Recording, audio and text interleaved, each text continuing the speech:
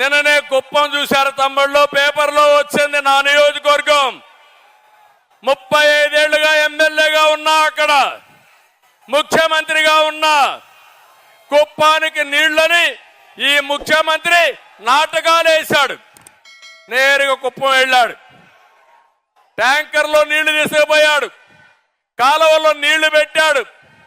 అక్కడి నుంచి మీరు చూస్తే కొత్తగా గేట్లు తీసుకుపోయాడు.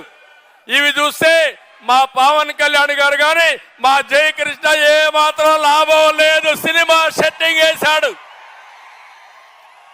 నీళ్లు వదిలిపెట్టాడు, సాయంత్రం వదిలిపెట్టి వచ్చాడు. తెల్లవారితో నీళ్లు లేవు, అక్కడ గేట్లు పెట్టాడు.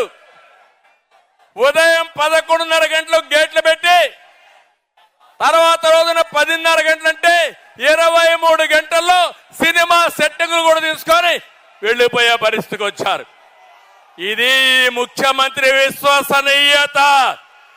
నేను చెప్తున్నా, నేను మొన్నే పిలిపించా, నా నియోజకవర్గం ప్రజలకు విజ్ఞప్తి చేశా, 1,00,000 ఓట్ల లక్ష్యంగా బాబుకు సహకరించమని ఒక పిలిపించా. ఈరోజు ఇక్కడ చెప్తున్నా, జగన్మోహన్ రెడ్డి నా నియోజకవర్గంలో 1,00,000 మెజారిటీ వస్తాయి, నీ నాటకాలు ఎవ్వరూ పట్టించుకోరని మరొకసారి తెలియజేస్తున్నా.